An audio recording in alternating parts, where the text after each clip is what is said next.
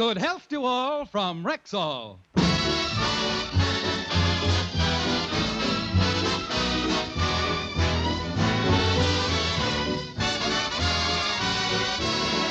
Yes, it's Sunday, time for the Phil Harris-Alice Faye Show, presented by the makers of Rexall Drug Products and your Rexall family druggist. Good evening. This is your Rexall family druggist taking a little time from behind the prescription counter this Sunday evening to speak for all 10,000 of us. The 10,000 druggists who have added the word Rexall to our own store names. You can always tell us by the orange and blue Rexall sign in our windows. The sign means that we carry the 2,000 or more drug products made by the Rexall Drug Company. They range all the way from aspirin to penicillin, and they're as fine and pure and dependable as science can make them. We recommend them to our customers because we know you can depend on any drug product that bears the name Rexall. Good health to all from Rexall.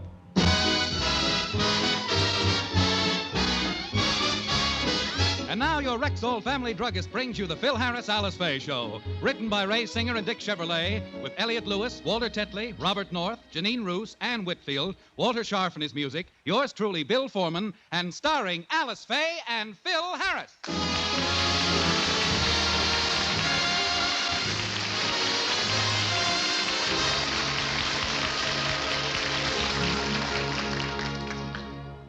It is 4 o'clock in the Harris household, and the children have just arrived home from school. They're an hour late, and Phil and Alice are a little upset. Well, it's about time you children got home. What have you been? Yeah, why were you so late? The teacher kept us after school, Daddy. Yeah, she said the homework we did last night was all wrong. So. My children can't grasp the simple things they teach in the elementary grades. The trouble is you don't pay no attention. You think you know everything. You won't listen to your elders. Now, after this, if you have any trouble, come to me with your homework. That's what we did last night, Daddy.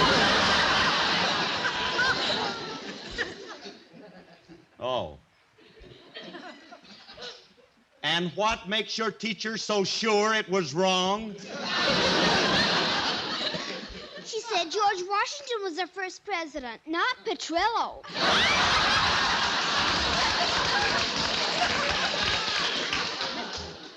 Well, that's a moot point. Daddy, the teacher gave us these pamphlets for you to read. Let me see them, children. These might help you, Phil. Political history of our country, current issues of the political campaign, party platforms. Hold it, Myrtle, hold it. Just take it easy. You might not know it, but I don't have to read pamphlets to know what's going on in this country. I'm right up to the minute on world affairs and current events, like every good American citizen should be. Well, I'm glad you feel that way, because there's something I forgot to tell you. The election committee called, and they want us to help out at the election on Tuesday. Election? Somebody's running for something? Well, we're voting for a president. They want me to work at the polls, and they want you to go around the neighborhood and get the people to vote. Oh, but Alice, I can't be bothered with that stuff. Let somebody else do Oh, it. Phil, that's not the right attitude.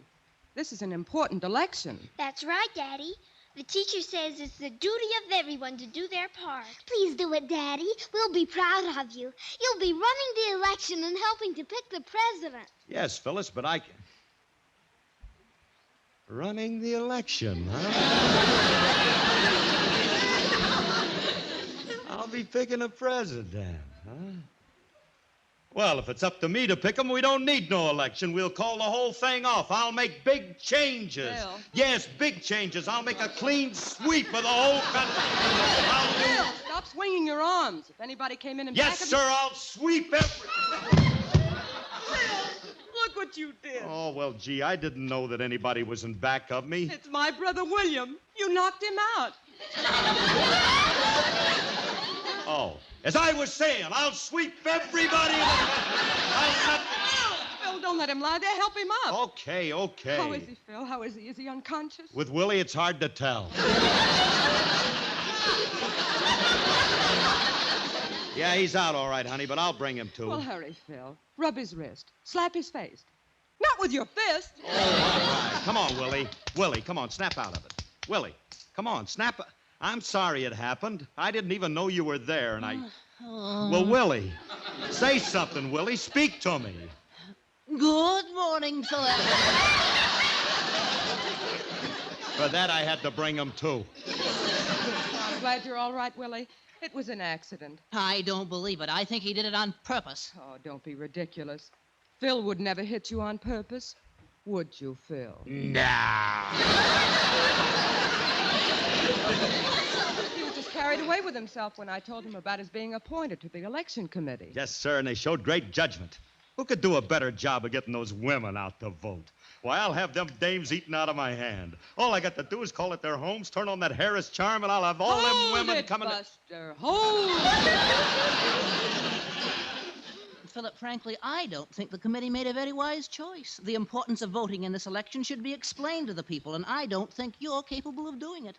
I doubt if you even know who's running. I don't know who's... Oh, Oglethorpe. Homer J. Oglethorpe, please. Go buy yourself a new snuff box. If you know, answer me. Who is running? Oh, you don't know, huh? Well, of course I know. Among the candidates, Thomas E. Dewey, Harry Truman, Henry Wallace, Norman Thomas, and J. Strom Thurmond. But of course. I hope you know, Phil. I didn't want to tell you, but several of the committee members questioned your ability to do the job. In fact, a few of them are coming over this They evening. question my ability. My ability. Well. This is the sort of a thing that cuts a man to the quick. Phil, they're just coming over to find out if you're capable of handling it. You have to have a knowledge of politics in case people ask questions. Let them ask questions. Let them ask questions. Let them interrogate me. What was that last word? Me, yeah, me.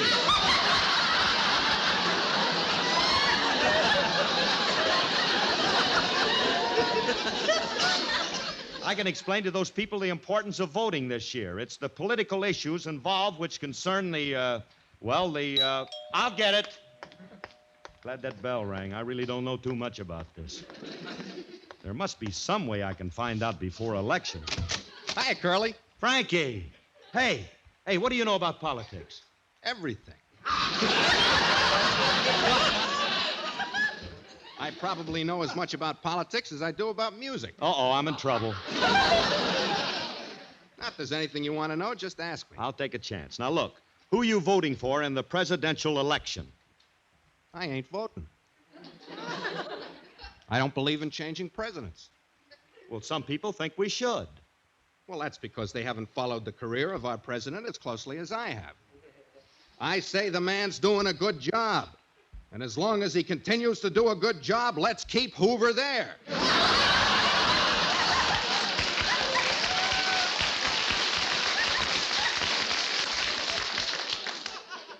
Frankie. Yes? Mr. Truman is the president of the United States, not Hoover. Oh, of course. I was thinking of Canada.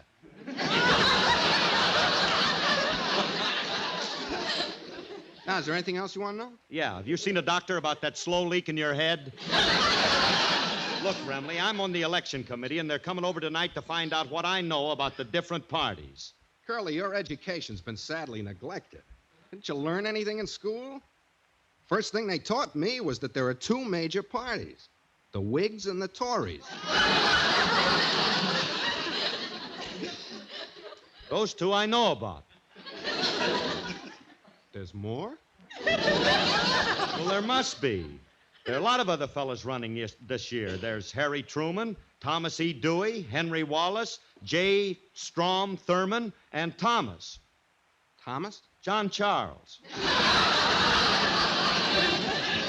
Look, Remley, you know even less than I do about this, and it's our duty to find out about it. I hope you realize the importance of voting. Well, of course I do. Look at my poor father. One year he didn't vote, and they passed prohibition. And what's wrong with prohibition? I mean, worse things than that can happen. Like having an atom bomb go off in your hand or something. I mean, after all, Remley, you don't know anything. Don't you know anybody that I can talk to who knows politics? Well, why do you have to know about it? Well, because We have to know what we're doing when we vote. If we pick the wrong guy, we can get into as much trouble as people did when they had that Nebuchadnezzar. What was wrong with him? Besides his name. What was wrong with him? Oh, Nebuchadnezzar was the king of Babylon.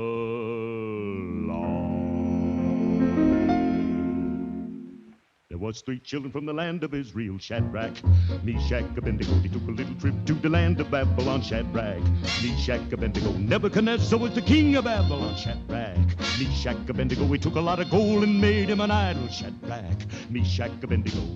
And he told everybody when you hear the music of the cornet and the flute and the harp, you must fall down and worship that idol, Shadrach, Meshach, Abednego.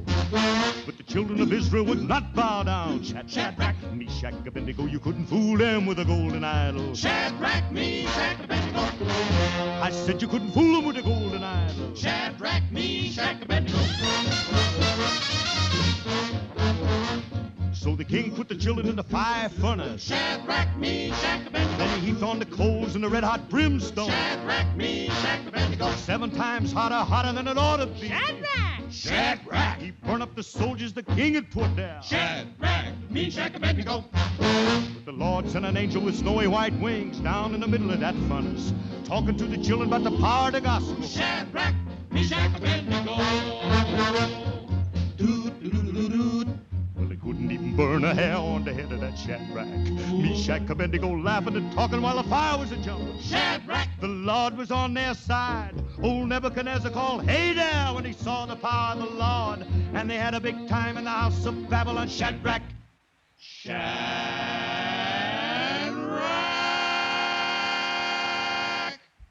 Meshach, Abednego.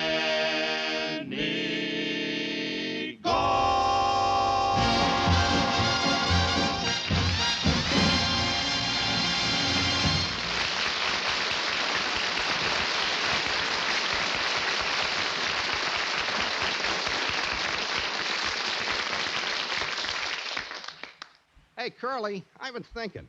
Why do you have to ask somebody about politics?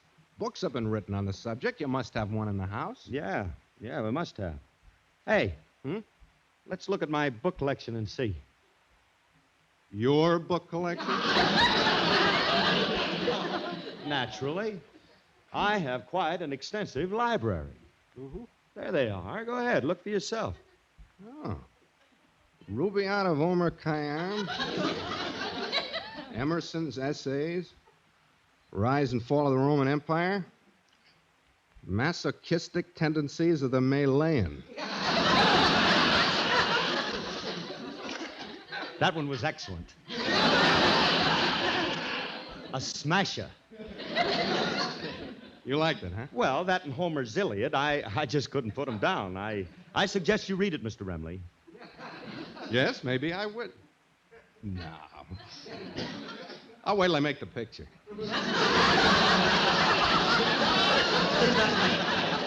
See what else you got here. The architectural influence of the Elizabethan era. The Rover Boys at Tehachapi. Curly! Alice, she goes for that light, frothy stuff. Uh-huh, of course.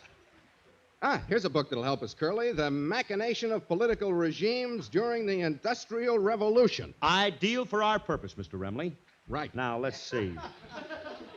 What's the matter? Hey, Remley. What? We'll never understand this. The words are too big and complicated for us. Phil, Oh, hello, Frankie. Hi, Alice. Hey, Alice. I've been thinking about it, and, hey, maybe I shouldn't serve on that committee. Oh, but, Phil, I think you should. It's important to call at people's homes and get them out to vote. I know that, but they're going to ask me questions, and if I can't answer them, they won't even let me in their homes. Hey, Curly, I got an idea. Why don't you practice on Alice and me? Pretend we're a married couple and you're trying to get us to vote. Okay, Remley, Wait a minute. You and Alice are married? Mm-hmm. I don't like that. Don't be a child. We're only playing house.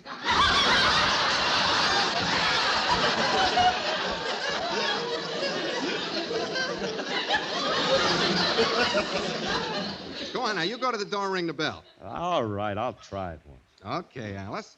Now we'll make like we're a married couple. Mm-hmm. You put your head on my shoulder. All right. I'll put my arm around you like this. You comfy, dear? Yes, darling. Wait! We ain't gonna do it that way, Remley. Please, don't tell me how to play house.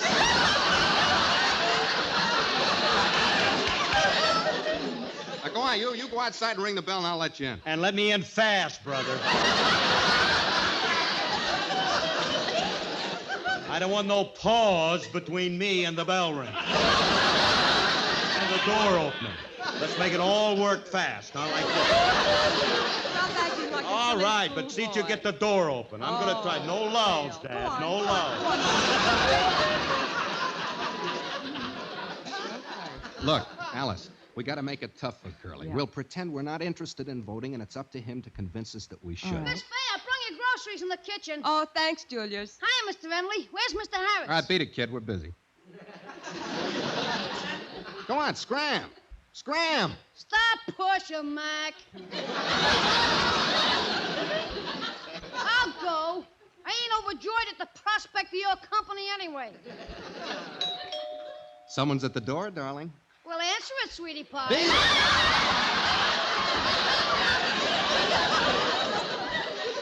Go away, will you? I'm talking to Alice. There's someone at the door, Angel. I'll get it, honey. Let's get it together, sweetheart. Angel? Honey? Sweetheart? This is certainly a nauseating situation. I better sneak up and find out what's going on. I'll open the door, dearest. Careful of your itty-bitty hands, Cookie Pie. I don't know which is more nauseating, the situation or the dialogue. Coming. Hello. Uh-oh, it's Mr. Harris. Now the fireworks start. Madam, my name is Phil Harris. Does he have to introduce himself every time he comes home? I'd like to talk to you, lady. May I come in? Oh, not now. I'm very busy. Come back some other time. Well, if I can't talk to you, may I talk to your husband? He's got to ask her if it's all right to talk to himself. I'm sorry, but my husband is busy Is there and somebody at the door, darling? Oh. Well, and who is this? How can he act so innocent? Oh, this is Mr. Harris, darling. Oh? Mr. Harris, I'm Mrs. Harris. And this is my husband, Mr. Remley.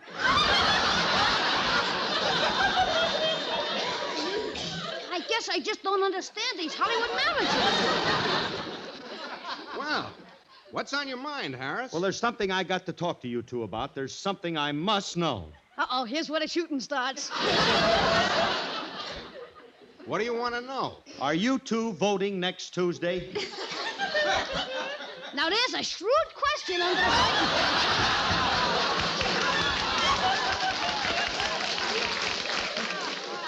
I can't stand no more of this. Mr. Harris, can't you see what's going on here? Julius, what are you doing in here? He delivered the groceries. Oh. We thought he left. Oh, You ought to be ashamed of yourself, Mr. Lemley. Calling Miss Faye cookie pie right in front of poor Mr. Harris. hey, what do you know? The kid's sticking up for me. Sure, I'm sticking up for you. I can't let your wife do this to you just because you're a poor, broken-down old musician who ain't got enough... Never mind. Get off my side. Now, beat it, will you, kid? Go on back to the grocery. Okay, Get out of okay. it. All right. Darn kid spoiled the whole thing. Now we don't even... Oh. Well, I wasn't doing too well anyway. Phil, it might help you if you read those pamphlets the children brought home from school. They explain the candidates, their platforms, and how the government is run in a very simple language. Yeah, the pamphlets. Hey, come on, Frankie. We got just time to read them things before the committee gets here. Come on. See you later, honey. Gee, it's nice to see Phil take an interest in the election. Maybe he'll find out a few things about our country. It's a big place, and there's a lot to learn, such as Copper comes from Arizona, peaches come from Georgia, and lobsters come from Maine. The wheat fields are the sweet fields of Nebraska, and Kansas gets bonanzas from the grain. Old whiskey comes from old Kentucky, ain't the country lucky? New Jersey gives us blue. And you come from Rhode Island, and little old Rhode Island is famous for you. Cotton comes from Louisiana, gophers from Montana, and spuds from Idaho. They plow lands in the cowlands of Missouri, where most beef meant for roast beef seems to grow. Grand Canyons come from Colorado, gold comes from Nevada. Yes, and divorces also do. And you come from Rhode Island, and little old Rhode Island is famous for you. Pencils come from Pennsylvania, Best from West Virginia, and tents from Tennessee. They know mink where they grow mink in Wyoming. A camp chair in New Hampshire, that's for me. And did you know that, Tamino? Yes. It comes from Minnesota. A coats come from Dakota.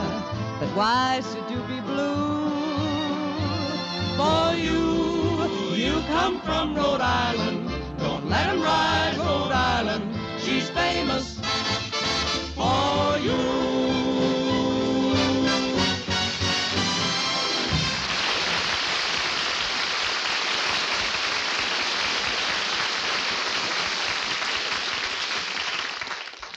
Hey, Frankie, did you finish reading all the pamphlets? Yeah. Pretty interesting, aren't they? If you say so. Well, they are. According to these pamphlets, almost any kid in this country has a chance to grow up and be president. Not having any kids, I ain't interested. But supposing you did. Just picture it, Frankie. Someday you get married, and after a year or two, the stork comes to your house, and who knows? The little one might grow up to be president. Wouldn't that be wonderful? Yeah. I'm the only stork that ever grew up to be president. Look, Curly, forget my kid and think about your committee. They'll be here soon. Now, can you memorize everything you read? Well, I hope so. There's an awful lot to remember, though. All right, I'll brief you. First, our form of government. It's divided into 3 branches: legislative, executive, and judiciary. You know all the candidates and their different platforms, and of course you know that we don't elect our president through popular vote. We send members to the Electoral College who in turn elect the president. You follow me? Yeah, I got most of it. But what was that stuff after you said, I'll brief you?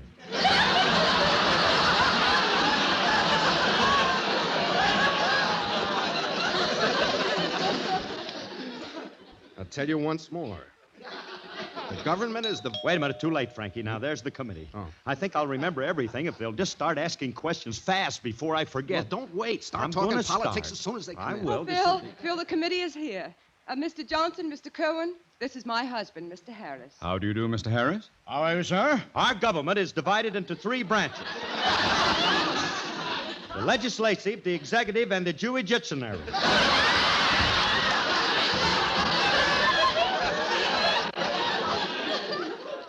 How am I doing with my answers, Alice? Not bad, considering they haven't asked you any questions yet. Won't you be seated, gentlemen? Thank you, but we can't stay long. Now, Mr. Harris, we're merely here to find out if you're familiar with election procedure. We know you are, but some voters might ask silly questions like, how is the president elected? Well, that I know. Now, the president is not elected by popular vote. Instead, we vote to send members to an electrical college. And after they graduate from college, they vote for us, and that's why it takes 4 years to elect the president.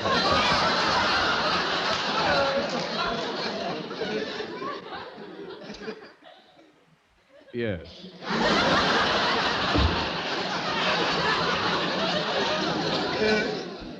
That's a very keen analysis. Yeah, isn't it? Mr. Harris has a great brain. Someday we hope to find out who graded it.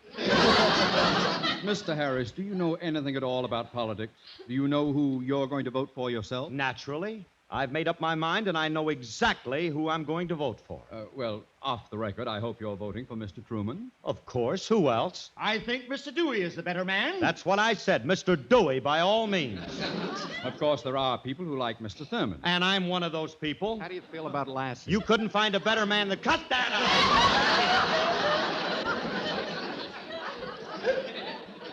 out. Mr. Harris, according to you, you're voting for 3 men. Do you think we should have 3 presidents at the same time? Why not? While one is joining Indian tribes and the second one is out fishing, the third one can stay at the White House and get some work done.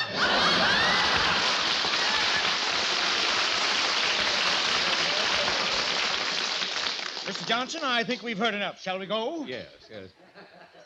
Mr. Harris, I don't think you're the man for the election committee. Unfortunately, we can't prevent you from voting yourself, but we...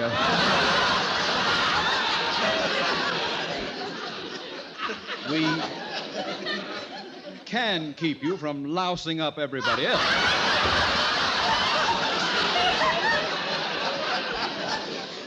Good night, sir.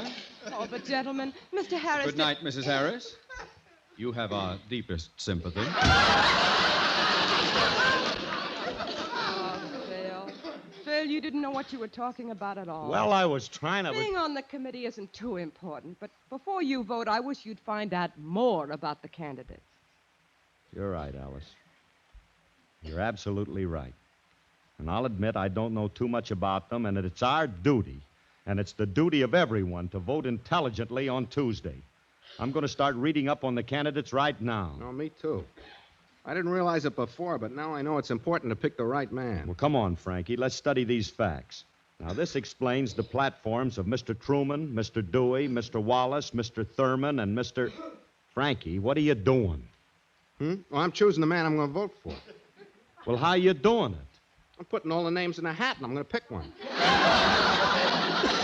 Oh, Remley, you can't do it that way. It's too late. I already picked the name out. Here it is. I'm voting for... It's funny, I didn't even put this one in. Who is it? Some guy named Stetson. You picked out the label.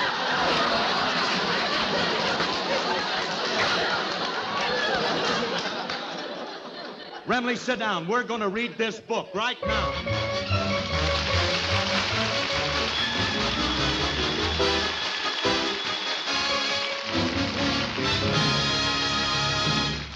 Phil and Alice will be back in just a moment. Pardon me, mister, but where can I find a Rexall drugstore? Well, they're all over the country, my friend. 10,000 of them. Most of them independent family druggists like me. But you can always tell them by the orange and blue Rexall sign in the window. And that sign means they sell Rexall drug products? Exactly. More than 2,000 of them. Yes, we Rexall druggists may disagree about politics and football teams, but there's one thing we're really sold on. I know. Rexall drug products. Right, my friend. You see, we druggists know that Rexall products are carefully and purely compounded, that they're tested over and over again, and that they're constantly being improved by the never-ending research that goes on in Rexall's big laboratories. So when our customers ask us to recommend a brand, we just naturally tell them You can depend on any drug product that bears the name Rexall.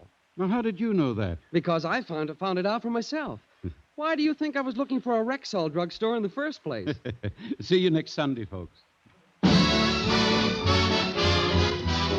Good night now for the makers of Rexall drug products and your Rexall family druggists. Look for the blue and orange sign in their windows. It means they carry the 2,000 or more Rexall drug products. And these 10,000 family druggists tell you can depend on any drug product that bears the name Rexall. This is Bill Foreman wishing good health to all from Rexall. Sunday is Fun Day on NBC. Stay tuned to this station for the Edgar Berg and Charlie McCarthy Show, which follows immediately.